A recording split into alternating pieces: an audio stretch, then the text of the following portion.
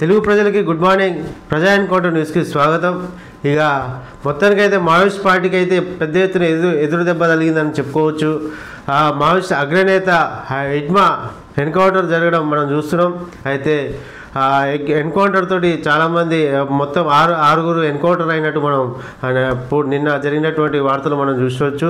ఈరోజు మార్నింగ్ న్యూస్లో వచ్చిన ప్రధానమైన వార్తల్లో హిడ్మా ఒక సంచలనమైన వార్త రావడం చూస్తున్నాం. అలాగే దాంతోపాటు 2015లో వచ్చినటువంటి గ్రూప్ 2 నోటిఫికేషన్ అనేది రద్దు కావడం జరిగింది. వాటి ఫలితాలను వాల్యుయేషన్ చేయాలని చెప్పి హైకోర్టు సూచించడం మనం చూస్తున్నాం. అయితే ఆ నోటిఫికేషన్ దాదాపు 1000 పైగా ఉద్యోగాలు సంపాదించినటువంటి ఆల్రెడీ జాబులు చేస్తున్నటువంటి ఉద్యోగులపై తీవ్ర ప్రభావం అయితే చూపడం మనం చూస్తున్నాం. అయితే మొత్తానికి అయితే పూర్తి వివరాలు వెలుగు దినపత్రికలో వచ్చినటువంటి వార్తలు మెయిన్ ఎడిషన్ అయితే ఒకసారి చూసే ప్రయత్నం చేద్దాం. ముందుగా గ్రూప్ 2 ఫలితాలు రద్దు, మళ్ళీ వాల్యుయేషన్ చేయాలనే హైకోర్టు తీర్పు.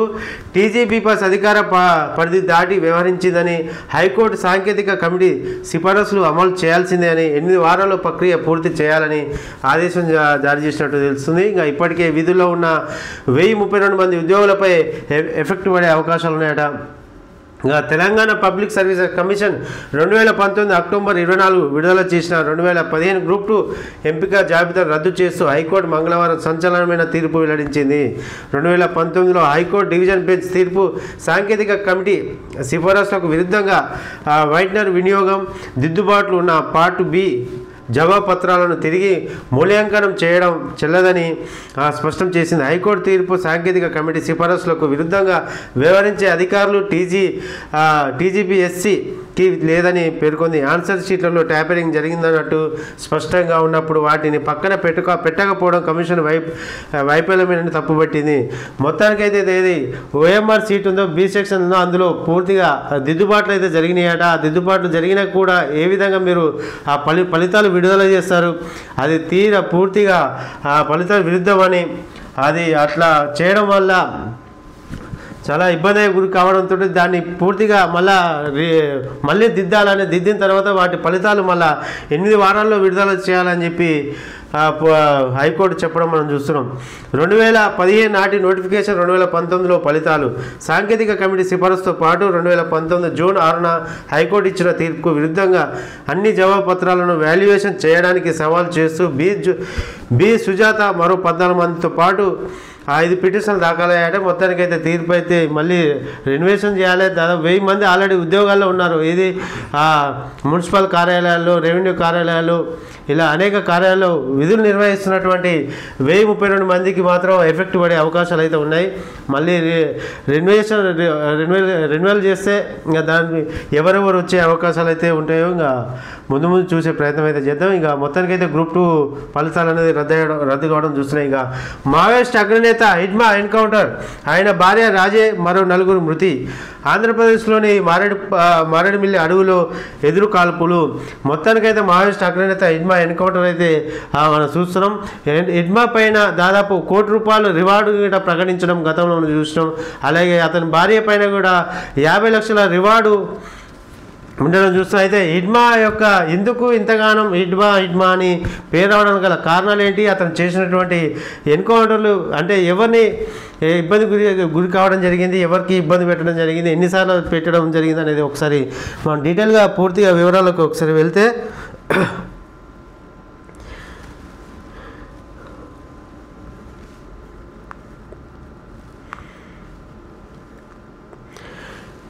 హిడ్మా యొక్క పదవి వచ్చేసి people's liberation guerrilla army PLGA battalion number 1 కమాండర్గా ఉన్నటువంటి హిడ్మా, అలాగే సిపిఐ నుంచి కేంద్ర కమిటీకి గిట ఉన్నట్టుగా మనం చూస్తున్నాం.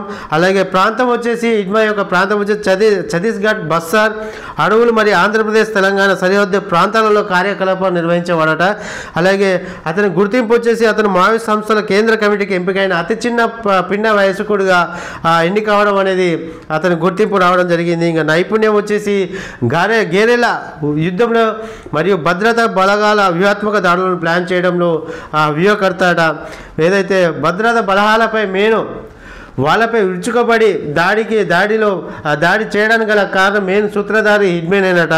అందులో రివార్డ్ అతని తలపై వివిధ రాష్ట్రాలు మరియు జాతీయ దర్యాప్తులు ₹1 కోటి పైన రివార్డు ప్రకటించడం జరిగింది. అసలు రివార్డు ప్రకటించడం గల కారణాలు ఏంటి అంటే అతను చేసినటువంటి ప్రధాన దాడులు వచ్చేసి హిడ్మా అనే 2010లో దంతేవాడ దాడి 76 మంది సిఆర్పిఎఫ్ జవాన్లు మృతి చెందడం జరిగింది. ఏదైతే 2010లో మన దాడి ఒకసారి చూసినట్లయితే ఎవరైతే సిఆర్పిఎఫ్ జవాన్లు ఒక ప్రాంతాన్ని మనం ఆధీనంలోకి తీసుకోవాలని ప్రయత్నంలో చేయగా వాటిని గ్రహించిన హిడ్మా వీళ్ళందరూ మన మావోయిస్టులందరూ వాళ్ళని సరౌండింగ్ చేసి బస్సు కింద పెద్ద ఎత్తున రసాయన పదార్థం పెట్టి పేలవడం జరిగింది.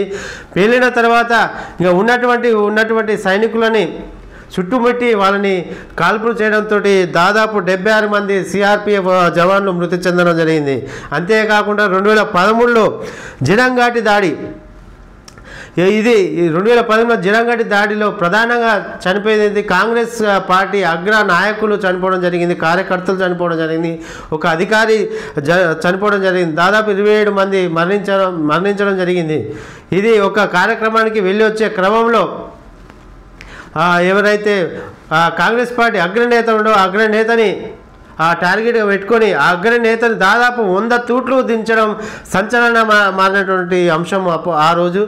అయితే దాంతోపాటు ఇక అమిత్ షాకి ఆగ్రహానికి గురి చేయడానికి గల కారణం ప్రధాన కారణం ఏంటంటే 2021 సుక్మా బీజాపూర్ ఆంబాస్ అనే ఇది 20 మంది దాదాపు 20 మంది చనిపోవడం కారణానికి దానివల్ల అమిత్ షా తీవ్రమైన వ్యతిరేకత మావోయిస్టులపై ఇంకా వారిపై యుద్ధం ప్రకటిస్తున్నట్టు వారిని ఇంకా వచ్చే సంవత్సరం మార్చి వరకు వాళ్ళని ఒక్కళ్ళు గిట లేకుండా మావోయిస్ట్ అనే పదమే రాకుండా చేస్తారని కంకణం కట్టుకున్నటువంటి ఏ రోజు అంటే 2021 సుక్మా బీజాపూర్ ఆంబాస్లో జరిగినటువంటి సంఘటనని ఆ రోజే అమిత్ షా గారు తీవ్రంగా ఖండించి మావోయిస్టులు అనే వాళ్ళే ఇంకా మన భారతదేశంలో ఉండకూడదని చెప్పి కంకణం కట్టుకున్నటువంటి అదే దాదాపు 22 మంది భద్రతను చంపినటువంటి ఈ 3 అంశాల్లో ప్రధానంగా కీలక సూత్రధారి మైండిస్ట్ హిడ్మా ఉండడం, ఈ ఎన్కౌంటర్లో పూర్తిగా హిడ్మా ప్రమేయం ఉండటంతో అతన్ని పూర్తిగా టార్గెట్ పెట్టుకొని దాదాపు ₹1 కోటి రివార్డు వాళ్ళ భార్య పైన 50 లక్షల రివార్డు నమోదు చేయడం జరిగింది. ఇది అతను హిడ్మా చేయడానికి గల కారణాలు ఏంటంటే అక్కడ ఉన్నటువంటి మా ప్రాంతాలను వాళ్ళ ఆధీనం తీసుకోవడం, అక్కడ ఉన్నటువంటి సంపదను కొలగొట్టే ప్రయత్నం జరుగుతుందనే ఉద్దేశంతో హిడ్మా అలాంటి ప్రయత్నాలు అయితే జరిగినాయి.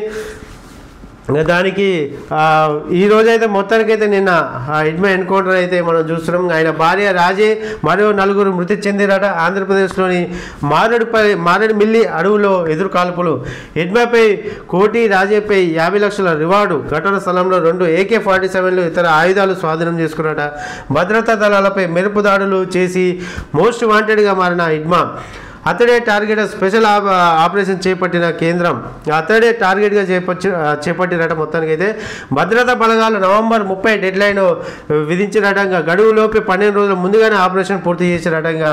ఇక్కడ చూసుకున్నట్లయితే హిడ్మా డెడ్ బాడీ, హిడ్మా భార్య రాజే, అలాగే మల్లాడ అట్లా దేవి అని దాదాపు 6 నిన్న జరిగినటువంటి ఎన్కౌంటర్లో మృతి చెందడం జరిగింది. ఇక మావోయిస్ట్ అగ్రనేత మడువి హిడ్మా ఎన్కౌంటర్లో మరణించడం, కొన్నాళ్ళుగా కేంద్ర బలగాలతో పాటు వివిధ రాష్ట్రాల్లో పోలీసులను ముప్పు తిప్పలు పెట్టిన ఆయన మంగళవారం తెల్లవారుజామున ఆంధ్రప్రదేశ్లోని మారేడుమిల్లి అడవుల్లో జరిగిన ఎదురు కాల్పులో చనిపోయారు. ఈ ఎన్కౌంటర్లో హిడ్మా భార్య రాజాక అలియాస్ రాజే మరో 4 మావోయిస్టులు మరణించారు.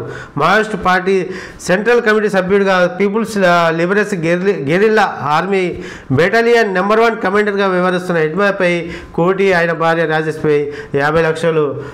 మొత్తానికైతే మావోయిస్ట్ పార్టీలకైతే తీవ్రమైన ఎదురు దెబ్బ అయితే తగిలింది. ఇంకా మోస్ట్ వాంటెడ్గా ఉన్నటువంటి హిడ్మా ఎన్కౌంటర్ కావడం అయితే మనం చూస్తున్నాం.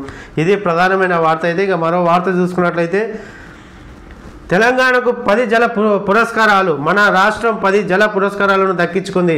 2024కు సంబంధించి జాతీయ జల పురస్కారాలలో దేశంలోని తెలంగాణ నెంబర్ 1గా నిలిచింది. మొత్తం 5,20,362 పనులతో దేశంలోని మొదటి స్థానాన్ని కైవసం చేసుకుందట. తెలంగాణ అయితే మొత్తానికైతే 10 జిల్లాల పురస్కారాలు అయితే సాధించడం అయితే మనం చూస్తున్నాం. ఇంకా మరో వార్త, నేటి నుంచి ఇందిరమ్మ చీరల పంపిణీ.